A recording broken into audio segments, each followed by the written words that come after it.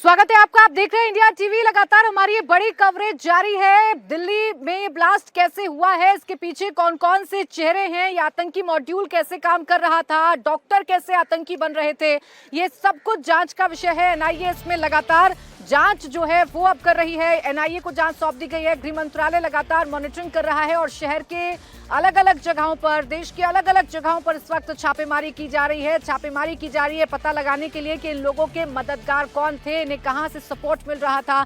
ये सब कुछ अभी जांच के दायरे में है और इसी की जांच अब लगातार की जा रही है।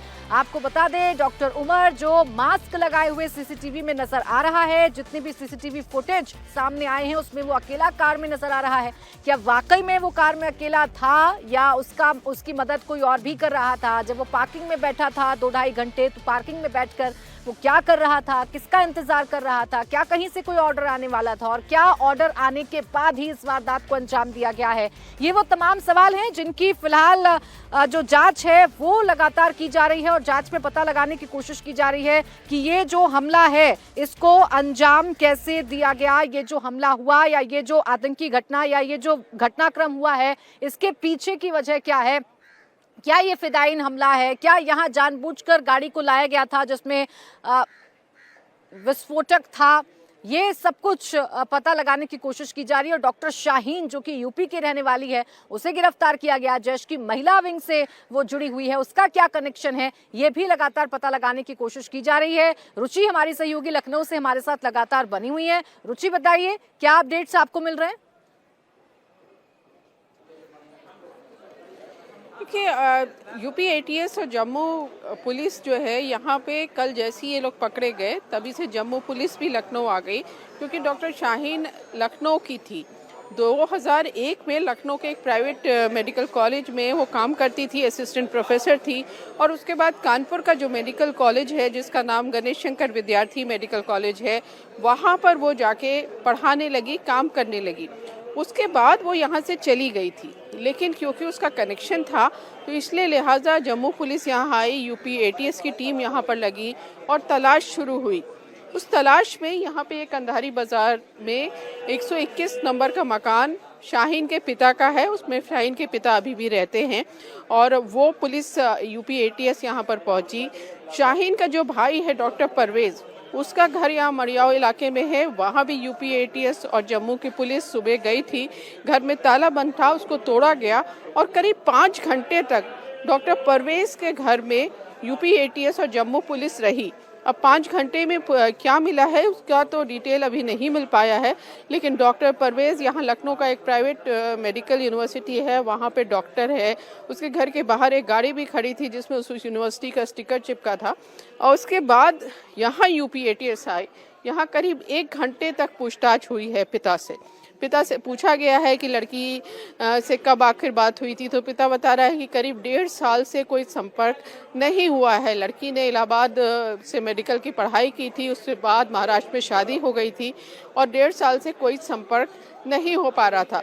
तो पिता इस बारे में ज़्यादा नहीं बता पाए। जो परवेज़ है उसके बारे में पिता ने पूछताछ में बताया कि वो हर संडे को बात करता था या आता था, लेकिन इधर पिछले 1-1.5 हफ्ते से वो भी नहीं आया था। तो घर वाले ये कह रहे हैं कि उनको कोई ज्यादा जानकारी, ठीक है, बिल्कुल आप रुचि जैसा जानकारी दे रही हैं, यही जानकारियां हैं जो इस वक्त जुटाने की कोशिश की जा रही है। शाहीन के बारे में पता लगाया जा रहा है।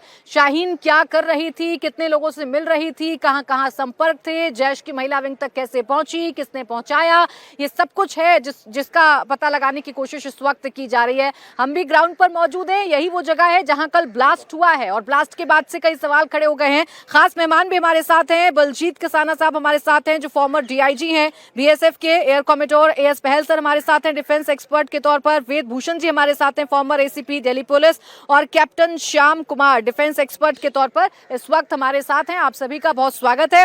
अभी तक इस पूरे मामले की जांच दिल्ली पुलिस कर रही थी, लेकिन अब ये जांच जो है वो एनआईए को सौंप दी गई है और एनआईए अब तमाम सबूत जो है वो कलेक्ट कर रही है। अब वेद भूषण जी, आप सबसे पहले ये बताइए कि ऐसे घटनाक्रम जब होते हैं, ऐसी जानकारी जब मिलती है तो क्या एक्शन लेते हैं और किस एंगल से ये जांच पूरी की जाती है? हम देख रहे हैं पीछे पूरा टेंट से कवर कर दिया गया है, सबूत जुटाए जा रहे हैं लगातार। देखिए, ये इंटर स्टेट एक इन्वेस्टिगेशन का पार्ट है, क्योंकि इसकी जो जड़ें हैं J&K से, हरियाणा से, दिल्ली से, उत्तर प्रदेश से कनेक्टेड हैं, क्या इसके कोई इंटरनेशनल कनेक्शंस हैं या नहीं है, इसलिए जो एनआईए को जांच दी गई है ये बड़ा एक महत्वपूर्ण सरकार का निर्णय है और बहुत सारे बड़े खुलासे होंगे। क्योंकि जिस तरह से 1 नवंबर को पहली गिरफ्तारी हुई, सहारनपुर से एक डॉक्टर की गिरफ्तारी हुई जो पोस्टर लगाने का एक मैटर, अनंतनाग, राजौरी, पुंछ एक ऐसा एरिया है जहां से टेररिस्ट एक्टिविटीज़ को बड़े पैमाने समय से सरंजाम दिया जाता है। मेरे पीछे आप देख रहे हैं जहां पर इंसिडेंट हुआ है, राइट साइड में एक सुनहरी मस्जिद है जो लाहौर गेट किले, दिल्ली गेट का किला के गेट पर एक मस्जिद है जहां वो बताया जाता है कि लगभग 3 घंटे वो वहां पर स्टे किया था। वो स्टे क्यों किया था? क्या मस्जिद के अंदर से कोई निर्णय आना था या उसके कोई हैंडलर पाकिस्तान में बैठे थे, JNK में बैठे थे? क्यों इंतजार कर रहा था? क्या वो इस चीज का इंतजार कर रहा था कि 7 बजे यहाँ पर पीक आवर्स होंगे? गेट नंबर 1 है, मेट्रो का महत्वपूर्ण गेट है, सामने जामा मस्जिद है, फतेहपुरी मस्जिद है, गौरी शंकर मस्जिद है, जैन मंदिर है, इलेक्ट्रॉनिक का, कपड़े का सबसे बड़ा व्यापार का हब है जहां मैं और आप इस समय खड़े हुए हैं। तो ये बिल्कुल एक पीक आवर्स थे, ये जानबूझकर एक समय चुना गया। 6:55 पर यह ब्लास्ट हुआ और ब्लास्ट की तीव्रता इतनी ज्यादा थी कि यहाँ से लगभग 2 किलोमीटर दूर दिल्ली गेट है जहां तक उसको लेकर ही जांच की जा रही है कि ब्लास्ट आखिरकार हुआ कैसे है, ये ब्लास्ट के पीछे क्या वजह है, ये ब्लास्ट क्या सुनियोजित तरीके से किया गया है। सर, आपने भी अब कल से लेकर अब तक सारी चीजें देखी होंगी, सारी रिपोर्ट्स आपने पढ़ी होंगी जो हमारी जांच एजेंसियां कह रही हैं, जो डॉक्टर्स ने कहा जिन लोगों की मौत हो गई कि कोई ब्लैक स्पॉट नहीं मिला है, इसलिए नहीं कहा जा सकता है कि कैसे ये मौत हुई है। आपको क्या समझ में आ रहा है, ये क्या है जो लाल किले में कल हुआ है? देखिए, सबसे पहले कहूंगा कि ये फिदाइन हमला है, इसमें कोई डाउट नहीं है, क्योंकि जिस तरीके का ब्लास्ट हुआ और जिस तरीके के चिथड़े उतरे हैं कार के भी और आसपास की व्हीकल्स के भी, और जिस हिसाब से लोग मरे हैं या फिर घायल हुए हैं, तो ये जरूर एक फिदाइन हमला है जो डॉक्टर ओमार उसके अंदर इन्वॉल्व थे। और साथ में एक और बहुत महत्वपूर्ण चीज आती है कि ये किया किस तरीके से गया। कहते हैं कि ट्रेसेस मिले हैं अमोनियम फॉस्फेट के, उनकी बूट से, कार की बूट से मिले हैं।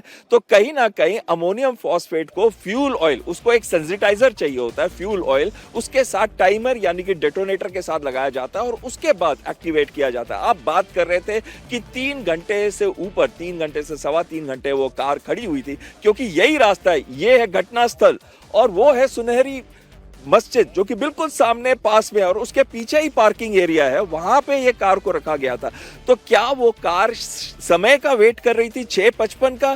क्योंकि वहां से जब वो निकली उसके 15-20 मिनट के बाद ही ये एक्सप्लोजन हुआ है और वो बिल्कुल पास में जगह, और उस समय पे भीड़ मैक्सिमम होती है, यानी कि ज्यादा लोग मरे। क्या उस वजह से किया गया? चाहे वो एग्जैक्ट लोकेशन हो ना हो, क्योंकि टाइमर को सेट किया गया होगा। और दूसरी चीज आती है कि जब वो एक्सप्लोजन हुआ तो उस समय पे ओमार अंदर, कार के अंदर था, डॉक्टर ओमार का। लेकिन ये एक बहुत ही इंटरेस्टिंग चीज आ जाती है कि देखिए, आप डॉक्टर्स का इस्तेमाल किया जा रहा है, यानी कि जो स्लीपर सेल बन, बड़ी खबर बता देती हूँ आपको रोककर। बड़ी खबर यह है कि गृह मंत्री अमित शाह ने बड़ा संदेश दे दिया है। बड़ी खबर इस वक्त आपको इस हमले से जुड़ी हुई बता रहे हैं। उन्होंने सीधा कह दिया है कि एक एक गुनहगार को ढूंढ कर निकालो, एक एक गुनहगार को पकड़ो। ये सीधा संदेश गृह मंत्री अमित शाह की तरफ से दे दिया गया है। कल रात ही वो स्पॉट पर पहुंच गए थे, LNJP अस्पताल में जाकर घायलों से मुलाकात की थी। तभी से बैठकों का दौर जारी है। आज उनकी आवास पर हाई लेवल मीटिंग हुई है, जिसके बाद NIA को पूरी जांच सौंप दी गई है। और अब ये सीधा संदेश गृह मंत्री की तरफ से,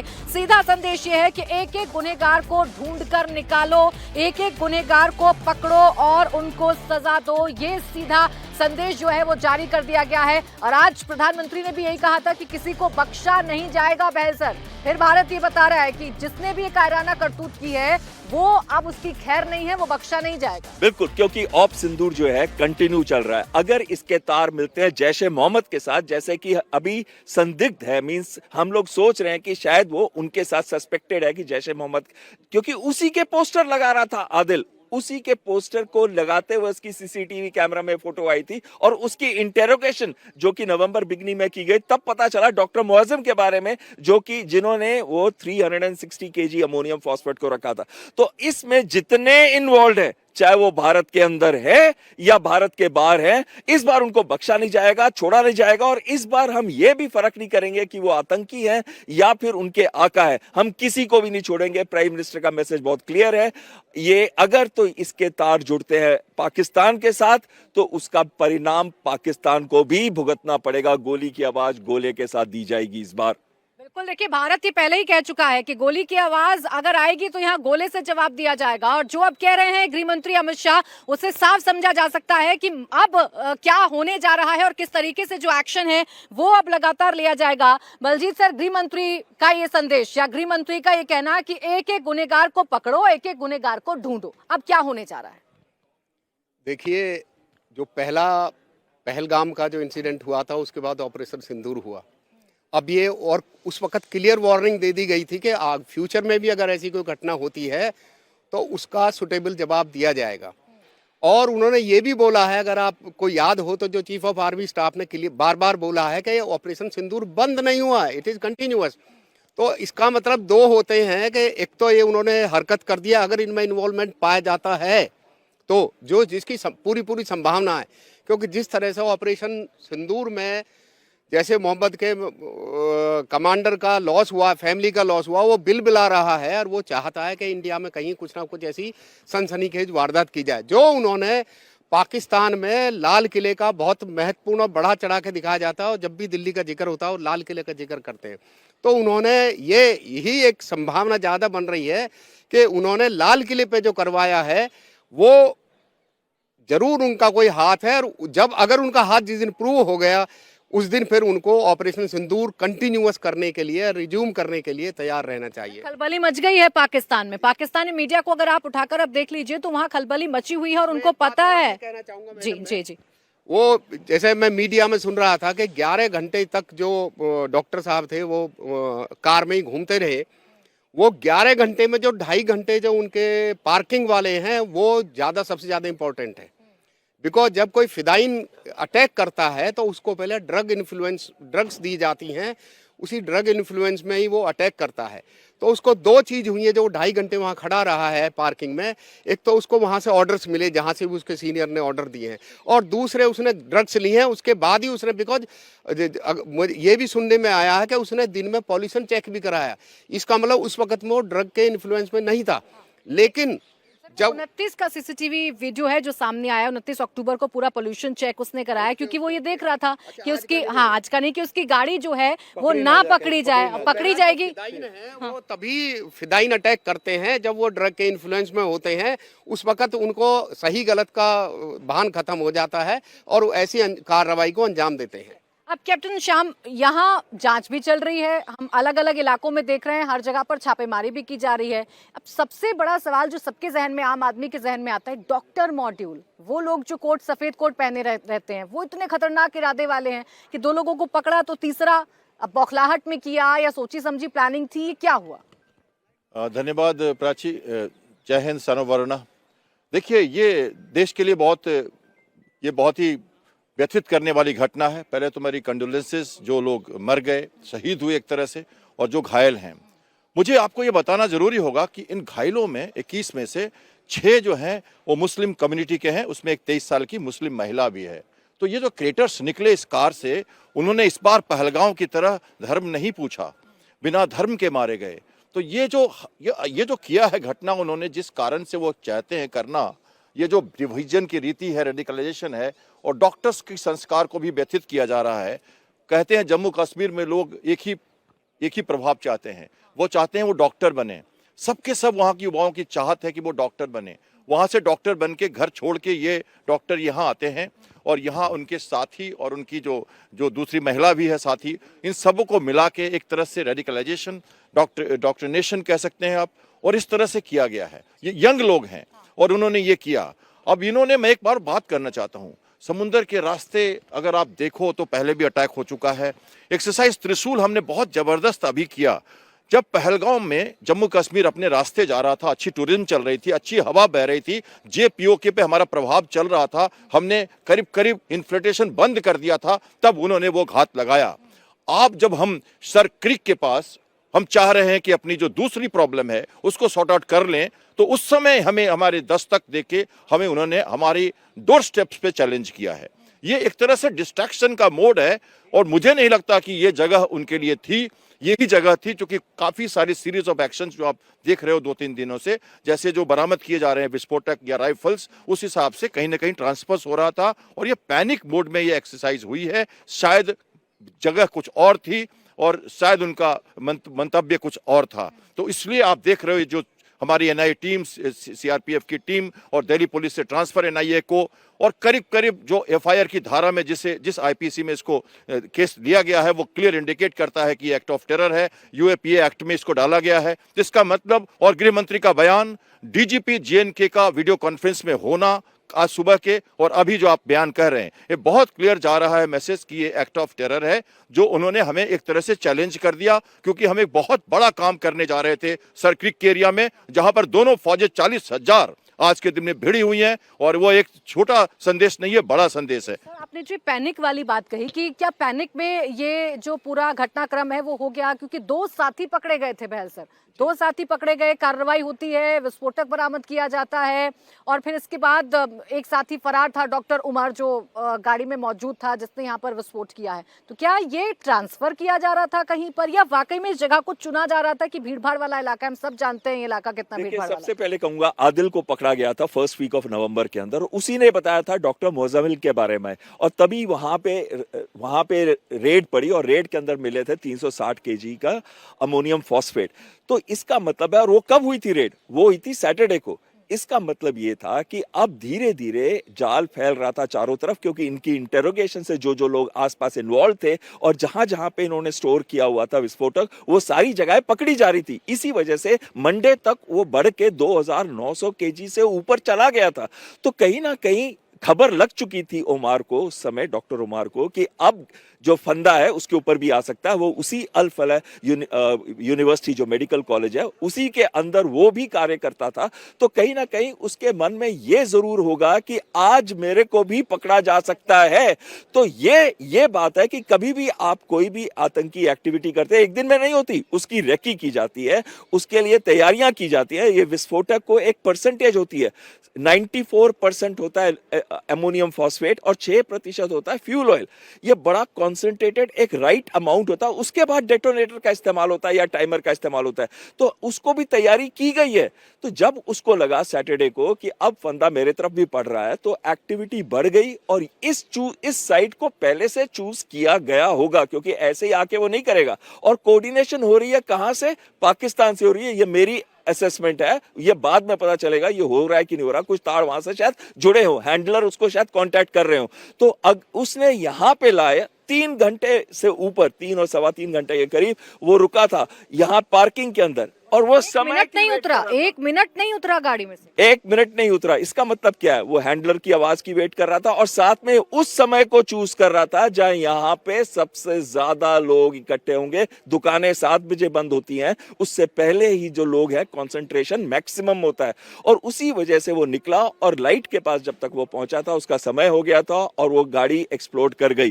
तो मुझे ये लगता है कि हो सकता है ये डेट उसने पहले ना चूज की हो, और डेट पैनिक की वजह से हुई हो, लेकिन ये जो रकी है वो जरूर पहले हो गई होगी।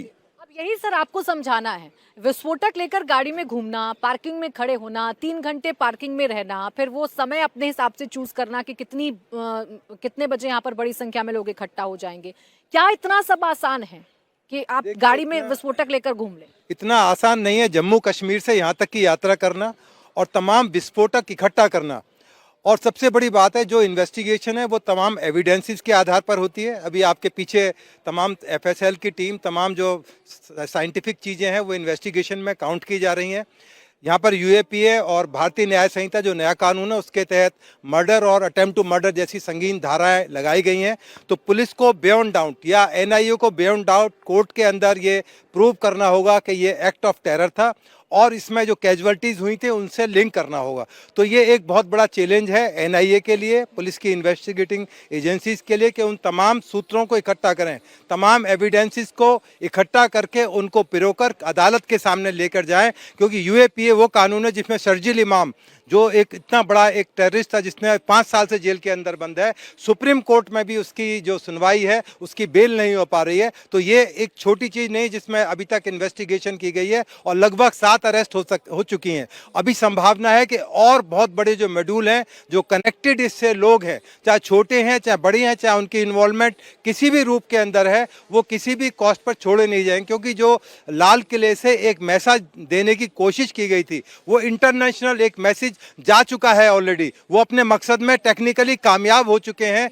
जो मारा गया है, जो मॉड्यूल मारा गया है फयादीन, एक तरह से उसने अपना काम पूरा कर दिया है। अब बाकी काम पूरा करना है एनआईए को, भारत सरकार को, पुलिस को, इन्वेस्टिगेटिंग एजेंसीज को। वो काम पूरा होगा क्योंकि अब हमारी जो सुरक्षा एजेंसी है वो तो जांच कर ही रही है, लेकिन सरकार का रुख आपको पता चल रहा है। गृह मंत्री अमित शाह कह रहे हैं कि एक एक गुनहगार को पकड़ो, किसी भी गुनहगार को बख्शा नहीं जाएगा।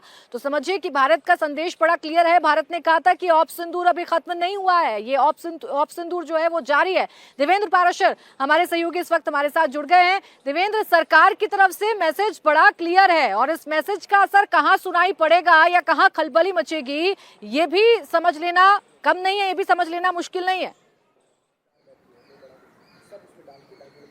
मैसेज क्लियर रखना ही होगा प्राची। अगर जैसे आप सरकार की देखें तो पिछले 11 सालों में बार बार सरकार की तरफ से उपलब्धियों में एक चीज़ ये बताई जाती थी कि कम से कम अगर कश्मीर में भी आतंकवाद लगभग पूरी तरह से नियंत्रण में, हालांकि हाल के दिनों में पहलगाम की घटना हुई थी, लेकिन देश के बाकी दूसरे हिस्सों में पहले की तुलना में यूपीए सरकार में जैसे ब्लास्ट होते थे अब वो नहीं हो रहे। तो इस तरह के सारे दावों के बीच में अगर दिल्ली में इस तरह की घटना हुई तो समझा जा सकता है कि सरकार का रिएक्शन फिर उसमें खड़ा होना ही होना है। दूसरी चीज़ की सरकार को कंसर्न इस बात का भी है कि जैसे जितनी चीज़ें पकड़ में आगे जो सामने है वो तो ठीक है, लेकिन संभव है कि इनके तार और भी कई राज्यों में अगर इस तरह से ऑलरेडी फैले हुए, अभी आप देख रही हैं कि उत्तर प्रदेश का कनेक्शन है, हरियाणा कनेक्शन है, दिल्ली कनेक्शन है, जम्मू कश्मीर के अलावा, तो उस कंडीशन में बाकी और किन किन राज्यों में कहाँ तक इनका फैलाव है, कैसे उसको जल्द से जल्द काबू करना है, ये सारी चीज़ें भी ऑलरेडी रडार पे हैं एजेंसीज के। और वो एक अच्छा खासा उसमें मशक्क़त करना होगा कि एक तरफ अभी जो हुआ उसके पीछे सभी गुनाहगारों को पकड़ें आप, और दूसरा आगे इस तरह की घटना ना हो उसके लिए इनका पूरा जो मॉड्यूल है उसमें जो जो इनकी नेटवर्किंग है उसे पकड़ सकें। और उसी लिहाज से गृह मंत्री अमित शाह ने जो अभी बैठक की एजेंसीज के साथ, उसमें यही निर्देश दिया गया है कि एकदम तह तक जाएं और जहां जो भी नेटवर्किंग है उसमें एक एक व्यक्ति को पकड़ें, उसको सलाखों के पीछे लेके आएँ ताकि इस तरह की चीज़ें दोबारा ना हो सकें। प्राची।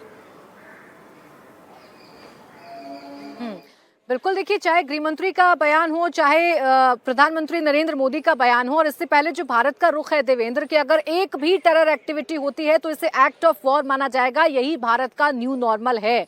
तो अब यहाँ से हम क्या समझे देवेंद्र, यहाँ से अब आगे क्या दिशा हमें समझ में आ रही है? यहाँ से फिलहाल तो यही है कि जैसा कि पहले मैंने आपको कहा कि जो भी इस नेटवर्किंग के जहाँ जहाँ तार जुड़े हों उन सबको पकड़ना होगा, क्योंकि अलग अलग राज्यों में ऑलरेडी इतनी सारी चीज़ें सामने आ चुकी हैं। 3-4 राज्य में ऑलरेडी अगर फैला हुआ है तो संभव है कि यहीं तक ये सीमित नहीं रहा होगा, बल्कि एक तो इन राज्यों में भी हो सकता है इसके कई और सारे पॉइंट पर्सन हों।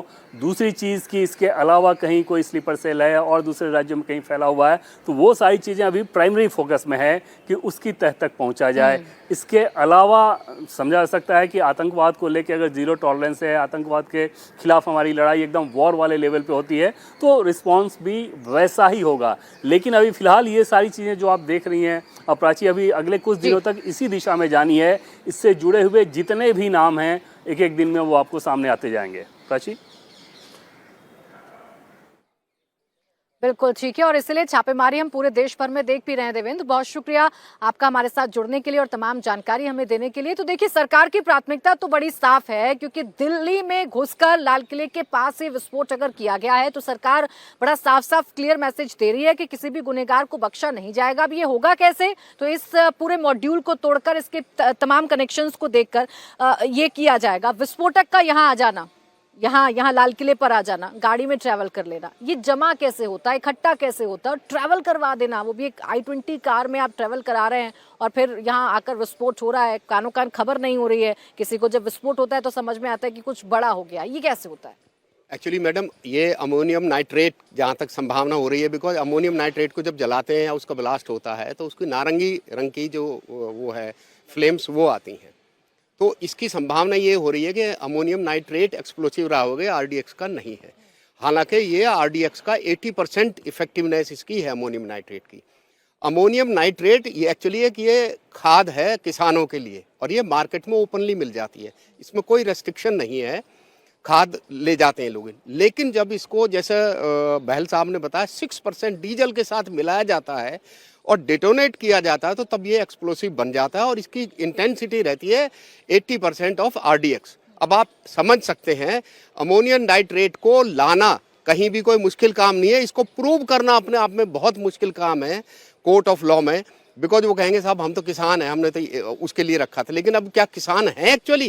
क्या आपके यहाँ ज़मीन है? अब ये कश्मीर से आए, यहाँ डॉक्टर्स हैं, इनकी ज़मीन कोई थी नहीं। उसके साथ इन्होंने उसमें 6% डीजल बहुत वो नहीं, जैसे सपोज 100 kg अमोनियम नाइट्रेट है और उसमें 6 लीटर ही तो अमोनियम ये मिलाना है डीजल और एक डिटोनेटर लगाना और उसमें ब्लास्ट करना है। तो उसमें बहुत मुश्किल काम नहीं है। ये कश्मीर से नहीं आया है एक्सप्लोसिव, ये तो यही मार्केट में मिल जाता है। जो किसान हैं, जो इनके यहाँ अपर ग्राउंड वर्कर्स हैं, वो अपने नाम से लेते हैं, साहब मेरी ज़मीन है, वो ले लेते हैं, फिर इनको सप्लाई कर देते हैं। ये बहुत इजी है इनका रहना। लेकिन यह है कि इसको लेके घूमना मार्केट में, गाड़ी में ले जाना, फिर उसको डीजल के साथ मिक्सअप करना और फिर उसको डिटोनेटर लेना। डिटोनेटर अपने आप में एक बहुत इंपॉर्टेंट चीज़ है। डिटोनेटर आसानी से यहाँ दिल्ली में नहीं मिलता है। डिटोनेटर या तो कैरीज में मिलता है या फिर माइंस वगैरह जहाँ रहती हैं वहाँ मिलता है। तो डिटोनेटर जरूर इन्होंने अरेंज किए हैं, कहीं से भी किए हों। ये इसको लाना वेरी ईजी है। वो देखिए जिस तरीके से उमर बिहेव कर रहा था उसके साथियों के पकड़े जाने के बाद और उससे पहले भी जिस तरीके से इनकी तैयारी थी, जो सीसीटीवी फुटेज आए सर, उसमें पुलिस की तैयारी पर जरा आप मुझे बताइए। सीसीटीवी फुटेज में देख रहा है कि वो पोल्यूशन करा रहा है। 29 अक्टूबर का वो फुटेज है जिसमें उसके साथ खालिद भी है। वहाँ पर वो पूरा का पूरा जो सीसीटीवी है वो सामने आ गया।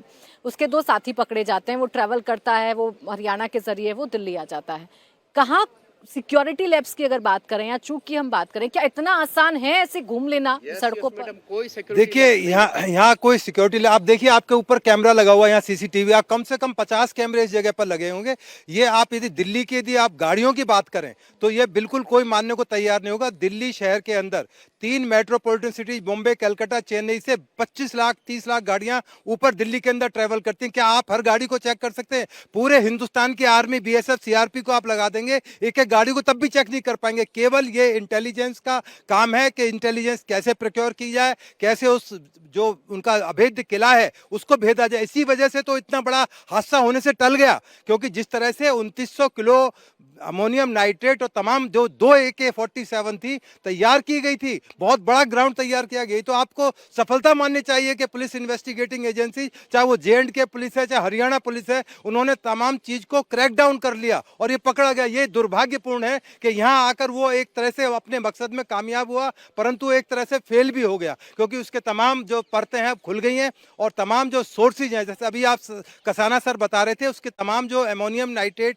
या जहाँ से भी AK-47 प्रिक्योर की गई हैं उनके सोर्सेज को NIA इन्वेस्टिगेटिंग एजेंसी खंगालेगी। तमाम उनके CCTV और जितने भी कॉल डिटेल्स हैं, ये एक पैसे से जुड़ा हुआ मामला है। कौन उसको फाइनेंस कर रहा था? क्या उनके कोई हैंडलर पाकिस्तान के अंदर थे या J&K से उनको कोई फाइनेंस हो रहा था?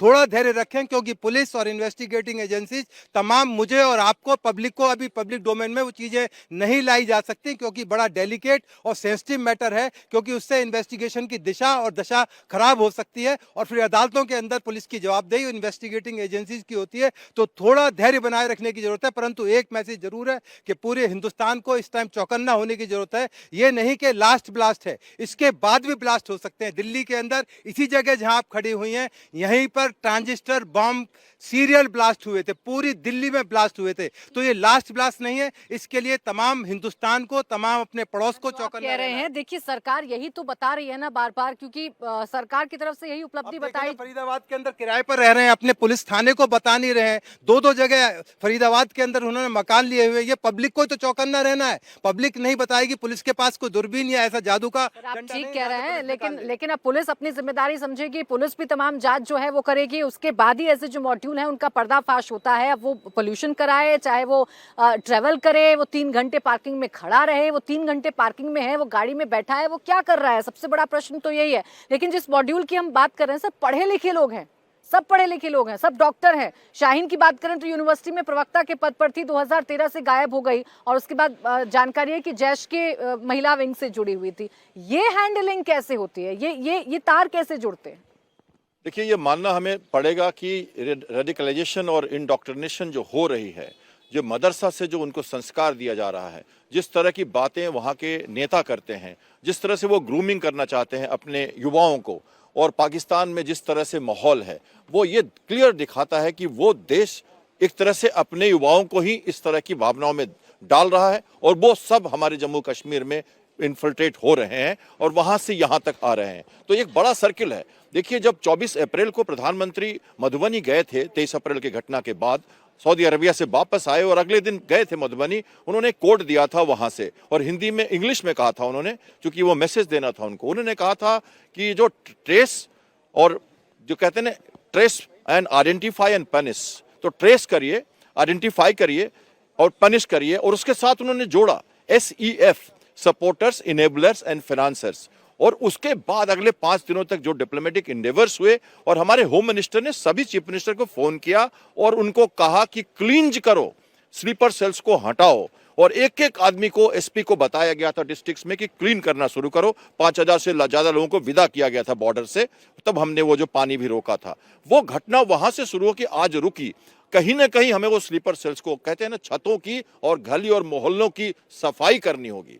छतों की जो वो पत्थर मारते हैं, और गली और मोहल्लों की सफाई करनी होगी। जब तक ये नहीं होगा तब तक ये चलता रहेगा। वहां से जुड़ा हुआ ये माहौल, और फिर हमने 4-5 महीने से लगातार दबाव बना रखा है, चाहे वो इंटरनेशनल हो, चाहे नेशनल हो, चाहे ऑफेंसिव पोस्चरिंग हो, चाहे सिंदूर का लगातार प्रभाव हो, कि वो चुप थे, लेकिन उन्होंने अपने आप को फील्ड मार्शल बना लिया, फिर अपने को चीफ ऑफ डिफेंस फोर्सेज बना लिया परसों। क्या ये GHQ में, रावलपिंडी में तैयारी नहीं चल रही है? क्या ये इससे जुड़ा हुआ नहीं है? क्या उन्होंने हमें डिस्ट्रैक्ट नहीं किया यहाँ पे हमें चैलेंज करके? क्या हमारा ऑपरेशन त्रिशूल अब जो चल रहा है, क्या उनको लग रहा है कि हम कुछ और करने वाले हैं? हमारे राजनाथ सिंह जी ने कहा था, we are operationally deployed and ready. तो क्या कहने का मकसद है? तो क्या वहां से तार इसके जुड़े नहीं है? क्या वो हमें फिर से वो चैलेंज नहीं दे रहे हैं, या हमें इंस्टिगेट नहीं कर रहे हैं? हम एक मैच्योर डेमोक्रेसी हैं, हम कैलिब्रेटेड रिस्पांस देंगे। NIA को अपना काम करने दीजिए, हम अभी पब्लिक में वो चीजें नहीं ला बौखलाहट सकते। तो थी, क्योंकि उनका जो पूरा आतंकी मॉड्यूल है उसे तबाह कर दिया गया था। जिस तरीके की कार्रवाई भारत ने की थी अपने ऑपरेशन सिंदूर के दौरान, तो पाकिस्तान डरा भी था,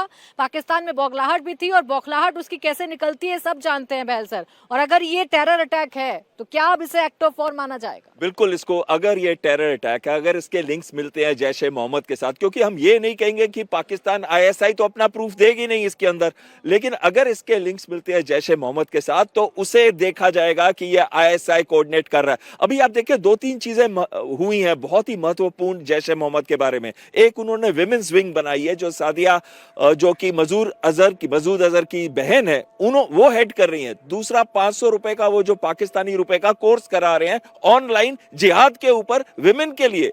तो ये सारे के सारे यहां पे हमने देखा डॉक्टर शाहीन का। दूसरी चीज है कि उन्होंने अपने अड्डे जो है पीछे कर दिए हैं खैबर पख्तूनवा में। तीसरी चीज है कि उनके पोस्टर, जैश ए मोहम्मद के पोस्टर निकले थे श्रीनगर के अंदर, जहां से यह पता चला कि डॉक्टर आदिल जो है उसका झुकाव जैश ए मोहम्मद या उसका लिंक उसके साथ है। तो अगर ऐसे लिंक मिलते हैं जैश ए मोहम्मद के, और अगर ऐसी सिचुएशन होती है कि यस ये इसमें हमारे क्रॉस बॉर्डर हाथ है, तो इसे एक्ट ऑफ वॉर गिना जाएगा। और इस बार हम ये नहीं देखेंगे कि आतंकी कर रहे हैं या आतंकियों के आका उसमें इन्वॉल्व है। हम एक्शन लेंगे, और पाकिस्तान इस बार जो चारों तरफ से घिरा हुआ है, चाहे वो बलूचिस्तान है, खैबर पख्तूनवा है, अफगानिस्तान है, POK है, अंदर से जो लबैक के साथ उनका हुआ है, तो ये समय जो है पाकिस्तान के लिए बहुत भारी पड़ेगा। और ये मैसेज मुझे उनको है। समझाइए, ये ऑप सिंदूर में हमने देखा कि पाकिस्तान गिड़गिड़ाया, घुटनों पर आया, उसकी क्या हालत हुई है पूरी दुनिया ने देखी है।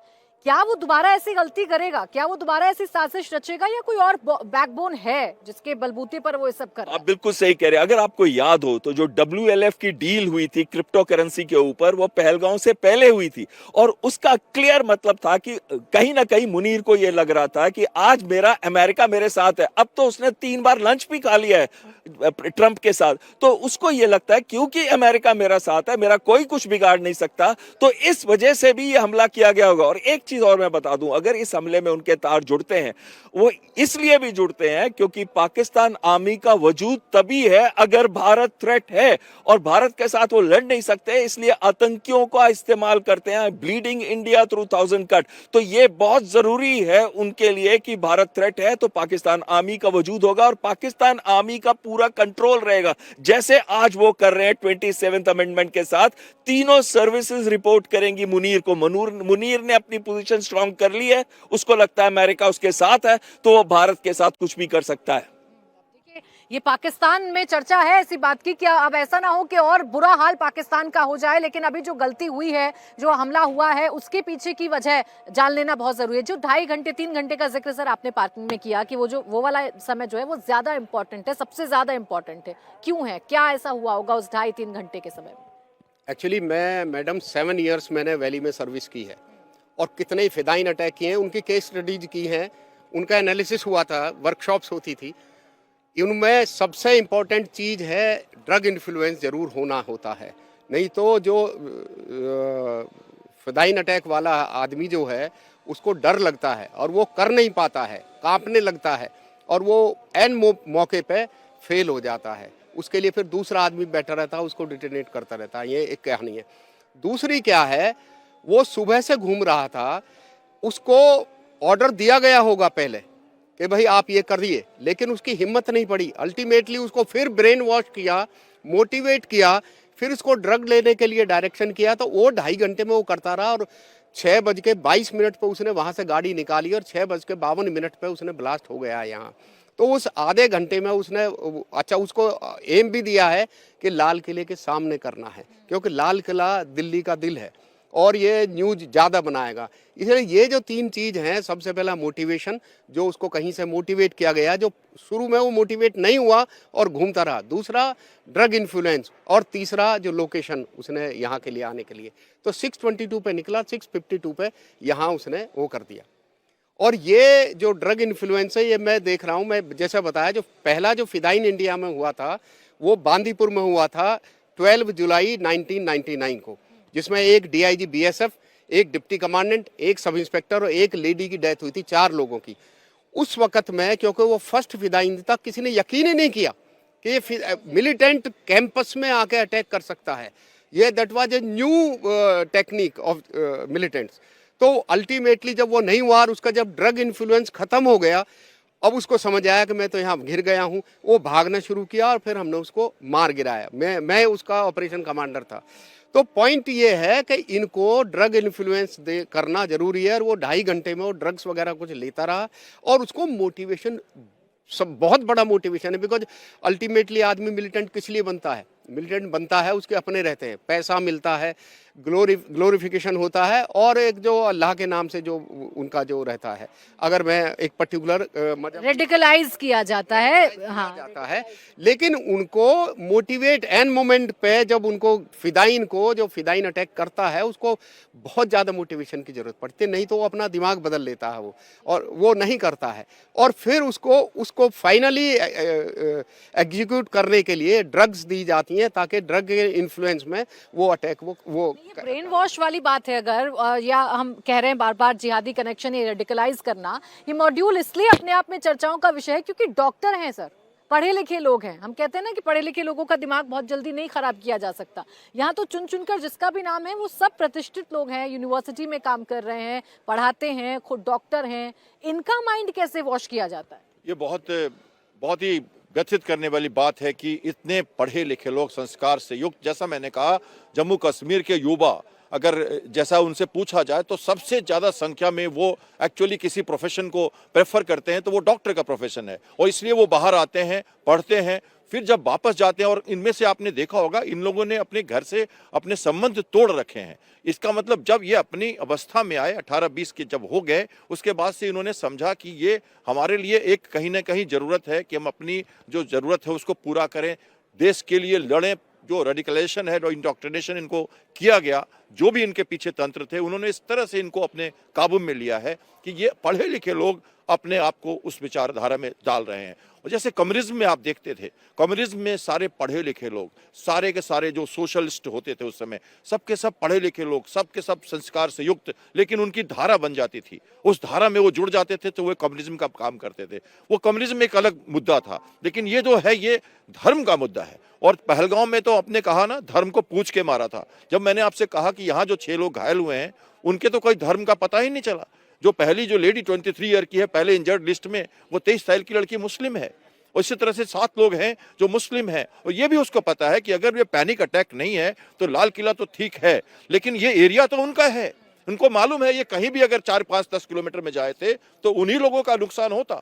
तो ये कौन सी घटना है, ये कौन सा तरीका है मारने का? किसको मारना चाहते, करना क्या चाहते हो, तुम्हारी मकसद क्या है? ये कम्युनिज्म भी तो नहीं दिख रहा, ये तो सीधा का सीधा टेररिज्म है। ये तो व्यथित करने वाली बात है, मानवता का खतरा है। इसमें तो कम्युनिज्म भी नहीं दिखता मुझे, तो ये तो संस्कार में भी नहीं दिखता। उनके जो आका हैं, उनके जो हैंडलर्स हैं, उन्होंने ये जगह चुनी तो है, पर किसको मारने के लिए चुनी? ये उनको याद नहीं था कि यहाँ पे कौन लोग बैठे होंगे। ये अगल बगल 1 किलोमीटर भी जाते तो कौन जाते, कि ये उनको क्यों नहीं समझ में आ रहा है? तो पूरे विश्व को मैं मैसेज देना चाहता हूं आपकी तरफ से कि ये कोई घटना कम्युनिज्म की नहीं है। ये कुछ ऐसे लोग हैं जिनको किसी से मतलब नहीं, वो सिर्फ मानवता के खतरा है, मानवता के लिए खतरा है, और ऐसे लोगों को खत्म करना जरूरी है। इसीलिए ना इन्होंने लाल किले को चुना ना। लाल किले के आसपास अगर कोई भी घटना होगी तो चर्चा पूरे देश में होगी, पूरी दुनिया में होगी। और यहाँ से जो भी मकसद, एक टर्म सर ने यूज किया, सर क्या मकसद समझ में आ रहा है हमें? क्या क्या क्या बताना चाह रहे थे, क्या करना चाह रहे थे? देखिए, सबसे पहले ये कहूंगा कि वो टेररिज्म को J&K से निकाल के पूरे इंडिया के अंदर बढ़ाना चाहते हैं। और खासकर दिल्ली तो हार्ट है इंडिया का, और दिल्ली के अंदर खासकर दिल्ली के दिल के ऊपर अगर अटैक किया जाए तो कहीं ना कहीं बहुत बड़ा विजिबिलिटी, ऑप्टिक्स का फैक्टर होगा। एक चीज बड़ी अच्छी बात कर रहे थे हम कि डॉक्टर्स जो इस्तेमाल किए जा रहे हैं वो एजुकेटेड हैं और साथ में एम्प्लॉयड हैं। अभी तक अनएजुकेटेड, अगर एजुकेटेड भी हो तो अनएम्प्लॉयड होते थे, लेकिन ये एम्प्लॉयड है। और ये क्यों डेंजरस है? क्योंकि ये लोग लीडरशिप पोजीशन पे आ सकते हैं, ये अपने मॉड्यूल क्रिएट कर सकते हैं, इन पे कोई शक नहीं करता। जब एक डॉक्टर अपना लगा के जाता है स्टेथोस्कोप तो कोई नहीं पूछेगा कि उसकी कार के अंदर AK-47 पड़ी है कि नहीं पड़ी है। और तीसरी चीज आती है कि इसके अंदर जब डॉक्टर्स आते हैं, इनको टेक्नोलॉजी से हमेशा साथ रहता है इनका। और टेक्नोलॉजी का मतलब है अगर इनको कहीं पे भी बनाने हैं जो विस्फोटक, तो ये बहुत आसान तरीके से बना सकते हैं। और आखिरी चीज इसमें आती है कि जो मॉड्यूल्स को एनकरेज करना है लोगों को ज्वाइन करने के लिए, रिक्रूटमेंट के लिए। जब भी एक एम्प्लॉयड प्रोफेशनल आपसे बात करता है, आपकी एक अलग रिस्पेक्ट होती है उसके लिए, आपके अपने फॉलोअर्स होते हैं। तो देखिए किस तरीके से ये भारत के अंदर स्लीपर सेल बना सकते हैं। और जैसे कि एक चीज बहुत अहम कह रहे थे, मैं आपके चैनल के थ्रू मैसेज इंडिया के अंदर सबको देना चाहता हूं कि ऐसे स्लीपर सेल सिर्फ दिल्ली में नहीं है, पूरे इंडिया के अंदर है, चाहे वो बॉम्बे, कैलकाटा या कोई भी जगह हो, और खासकर भीड़ वाली जगहें हो। तो मेरी रिक्वेस्ट सबके साथ है कि अगर कोई भी घर किराए पे लेता है या कोई ऐसी संदिग्ध एक्टिविटी होती है जो आपको लगता है कि नहीं होनी चाहिए, और जो भी मकान आप देते हैं देने से पहले सोचिएगा और पुलिस को जरूर इन्फॉर्म कीजिए, पुलिस वेरिफिकेशन जरूर कराइएगा। हमें भारत की भी चिंता है, हमें अपने देश की भी चिंता है, हमें अपने लोगों की भी चिंता है। इनके लिए ये मैटर नहीं करता कि वो मुस्लिम है, हिंदू है, कौन है। इनके लिए टेरर मैटर करता है, इनके लिए भय मैटर करता है, और यही वो काम कर रहे हैं। सर अभी गुजरात से भी कुछ आतंकी पकड़े गए थे और वहां वो बायोलॉजिकल वेपन की बात चली थी, जानकारी मिली थी।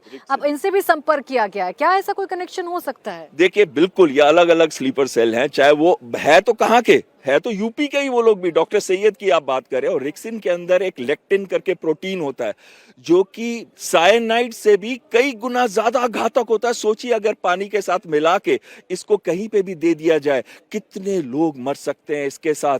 तो ये बायो टेररिज्म का एक नया टूल जो अब आतंकियों के पास पहुंच चुका है, तो ये बहुत डेंजरस हो सकता है आने के लिए। इसी वजह से बहुत जरूरी है कि इंटेलिजेंस यहाँ काम करे, और इसी वजह से जरूरी है कि लोकल पब्लिक जो है उसको जागरूक हो और वो इन चीजों को नोटिस करे। और कोई भी ऐसे संदिग्ध व्यक्ति आके कहीं पे भी रहते हैं, क्योंकि इनको रेकी करने के लिए रहना पड़ता है, इनको अपना एम्युनिशन छुपाने के लिए कई जगह जाना पड़ता है, और अपनी एक्टिविटी करने के लिए छुपते हैं, ये रात को मूव करते हैं, वो पता चल जाता है। लोकल पॉपुलेशन को जागृत रहना पड़ेगा और अपने नियरेस्ट पुलिस स्टेशन में ऐसे लोगों के बारे में जानकारी देनी पड़ेगी। अब तो जांच चल रही है और छापेमारी भी चल रही है। सर अगले 24 घंटे आप कैसे देख रहे हैं? अगले 24 घंटे में क्या होने जा रहा है? देखिए, इस केस की जो इन्वेस्टिगेशन है वो बिल्कुल एक साइंटिफिक तरीके से की जा रही है, जो कि जो नया कानून आया, भारतीय न्याय संहिता, भारतीय न्यायिक सुरक्षा अधिनियम और भारतीय साक्ष्य अधिनियम, वो तमाम इस चीज़ पर स्ट्रेस देते हैं कि जो इन्वेस्टिगेशन का तौर तरीका है अब वो साइंटिफिक तरीके से होने चाहिए, जो एक लेबोरेटरीज के जो टेस्टिंग है उसके थ्रू होना चाहिए, क्योंकि जो विटनेसेज हैं, आई विटनेसेज हैं, वो कोर्ट के अंदर डिपोज नहीं कर पाते हैं और इस वजह से बहुत सारे केसेज फेल हो जाते हैं। इसलिए जो नया कानून भारत के अंदर इंट्रोड्यूस किया गया है उसी के तहत ये मुकदमा दर्ज किया गया है। अब ये इन्वेस्टिगेटिंग एजेंसीज की जिम्मेदारी है कि जितने भी ये अक्यूज अरेस्ट हो रहे हैं या सस्पेक्ट हैं उन सबको कनेक्ट करें क्राइम के साथ में। जो आपके सामने सीन ऑफ ऑफेंस है या क्राइम है वहाँ से किस तरह कनेक्ट हो, तमाम रिक्रिएशन हो, तमाम एविडेंसेस कलेक्ट किए जाएं, चाहे उनके सीसीटीवी हैं, कॉल डिटेल्स हैं, उनके मनी ट्रेल है और तमाम जो चीज़ें हैं उनको इकट्ठा करके और कोर्ट के सामने पेश किया जाए तो आने वाला समय बहुत सारे खुलासे हो सकते हैं। परंतु फिर वही मेरा कहना है कि चूंकि डेलिकेट मैटर है इसलिए हो सकता है कि बहुत सारी चीज़ें पब्लिक डोमेन में मास्टरमाइंड कौन है, और जैसा आप बता रहे हैं कि आगे की प्रक्रिया भी ऐसी है कि भाई सबूत भी जुटाने हैं, कोर्ट में पेश भी करना है और ये पता भी लगाना है कि इन लोगों का हैंडलर कौन है, इन लोगों की मदद कौन कर रहा था।